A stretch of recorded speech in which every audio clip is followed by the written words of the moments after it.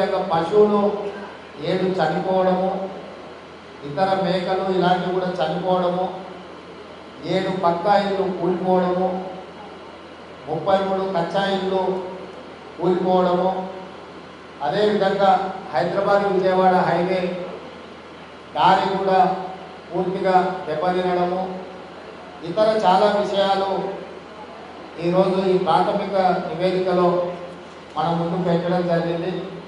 అదేవిధంగా తుంగతుర్తిలో కూడా పశువులు చనిపోవడము, చెక్ డ్యామ్లు డ్యామేజ్ అవ్వడము, అదేవిధంగా ఇల్లు కూలిపోవడము, ఇతర అంశాలను కూడా స్థానిక శాసనసభ్యులు నా దృష్టికి తీసుకురావడం జరిగింది.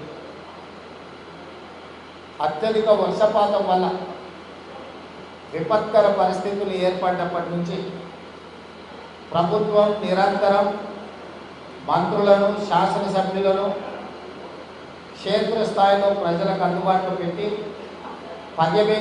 పర్యటిస్తూ ఒకవైపున ప్రజలకు సహాయాన్ని అధికారులందరినీ కూడా సమన్వయం చేసుకొని వారు క్షేత్రస్థాయిలో ఉంటే ముఖ్యమంత్రిగా చీఫ్ సెక్రటరీని, డీజీపీని, డిజాస్టర్ మేనేజ్మెంట్కి సంబంధించిన అధికారులను, ఇతర శాఖలను సమన్వయం చేస్తూ గత 2 రోజులుగా రాష్ట్ర స్థాయి సమీక్షలు చేస్తూ అన్ని రకాలుగా ప్రజల్ని ఆదుకునే ప్రయత్నం చేసినాము.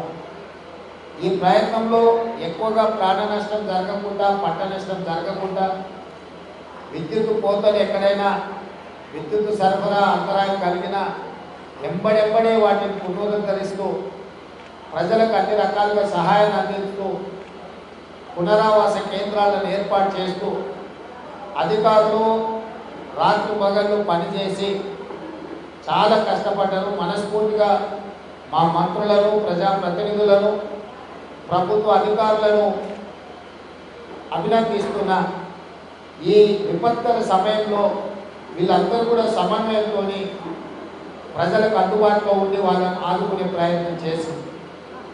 అయినా అక్కడక్కడ దురదృష్టకర సంఘటనలు జరిగినాయి. ప్రాణ నష్టం, ఆస్తి నష్టం, రకరకాల నష్టాలు జరిగినాయి.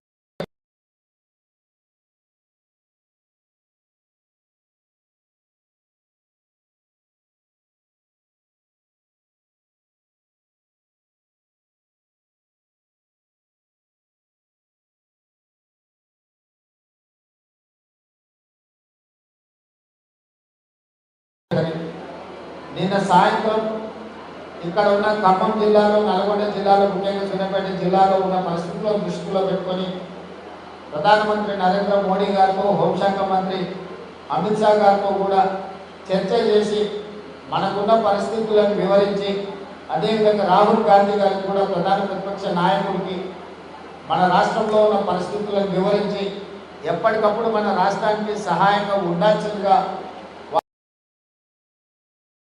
కూడా ప్రధానమంత్రి గారు, హోంశాఖ మంత్రి గారు, అదే ప్రతిపక్ష నాయకుడు రాహుల్ గాంధీ గారు స్పష్టంగా మాట ఇవ్వడం జరిగింది. ఈ నేపథ్యం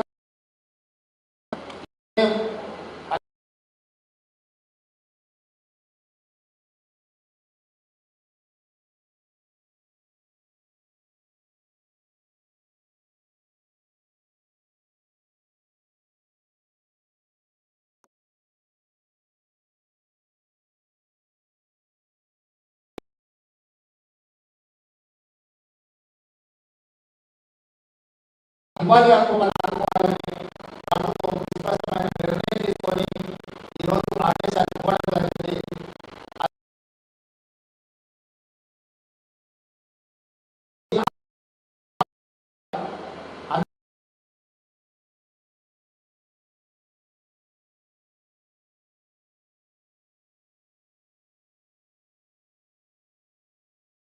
ఈ ప్రభుత్వం నిర్ణయం తీసుకున్నది. ముఖ్యంగా నల్గొండ జిల్లాలో గొర్రెలు ఇవి చాలా ఎక్కువ. యాదవ్ సోదరులు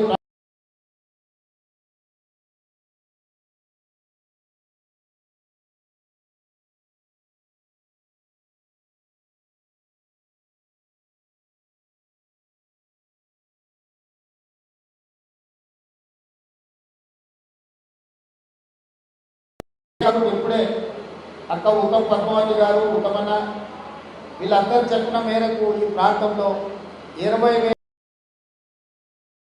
ప్రాథమిక అంచనా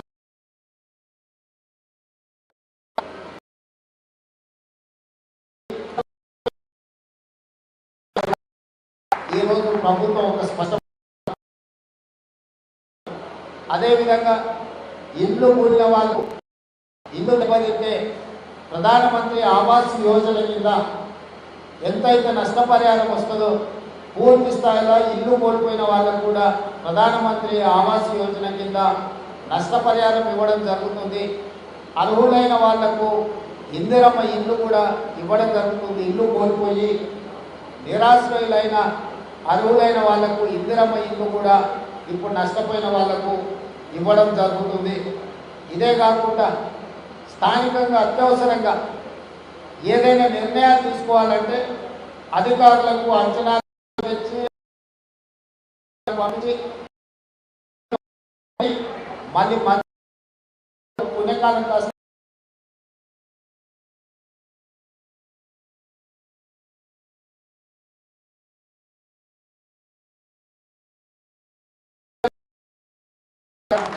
డిపాజిట్ చేస్తుంది. గవర్నమెంట్ ముందస్తుగా 5 కోట్ల రూపాయలు విడుదల చేస్తున్నాం. ఎక్కడికి వెళ్ళినా అక్కడ స్పాట్లో అక్కడ సమస్యను చూస్తే అక్కడ ఆదుకోవడానికి అవసరమైన 2 లక్షలు 5 లక్షలు 10 లక్షలు 20 లక్షలు ఏం కావాలన్న అక్కడికక్కడనే మంజూరు చేసే విధంగా అందుబాటులో 5 కోట్ల రూపాయలని సూర్యాపేట కలెక్ట్ చేయమని చెప్పి నేను బయలుదేరే ముందే చీఫ్ సెక్రటరీ గారికి నేను ఆదేశాలు ఇచ్చాను. అదేవిధంగా పాఠశాలలో కూడా పిల్లలకు సెలవులు ఇచ్చి, ఎందుకంటే గురుకుల పాఠశాలగా ఇతర పాఠశాలల లేదా మండల కేంద్రాలు లేకపోతే జిల్లా కేంద్రాలలో ఉన్న విద్యార్థులు ఈ వర్షంలో పాఠశాలలకు వెళ్ళాలన్న ఇబ్బంది ఉంది కాబట్టి కలెక్టర్లకే స్వయంగా నిర్ణయించే విధంగా అక్కడ ఉన్న విపత్కర పరిస్థితులను బట్టి అక్కడికక్కడనే వాళ్ళు నిర్ణయం తీసుకొని పాఠశాలలకు సెలవులు ఇవ్వడానికి కూడా కలెక్టర్లకు పూర్తి స్థాయిలో వాళ్ళకు ఒక అనుమతి ఇవ్వడం జరిగింది.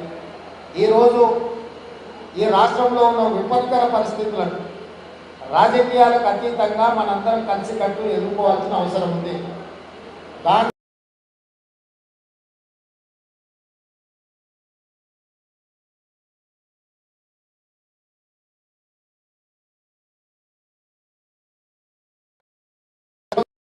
రాష్ట్రానికి ఎన్జిఓకి టోకెన్గా వాళ్ళు 5,000 రూపాయలు రాష్ట్రానికి ముఖ్యమంత్రి సహాయ నిధికి నిధులు ఇవ్వాలి.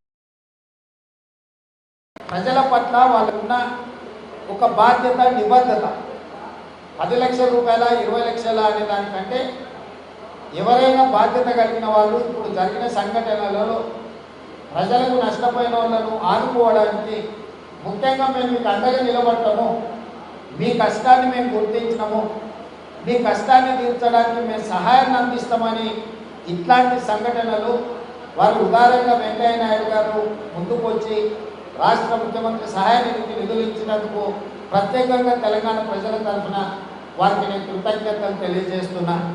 ఈ విధంగా స్వచ్ఛంద సంస్థలు కానీ కార్పొరేట్ సంస్థలు కానీ ఎవరైనా సహాయం అందించదలుచుకున్న వాళ్ళు రాష్ట్ర ప్రభుత్వానికి ముఖ్యమంత్రి సహాయ నిధికి ఇస్తే ప్రజలకు మనం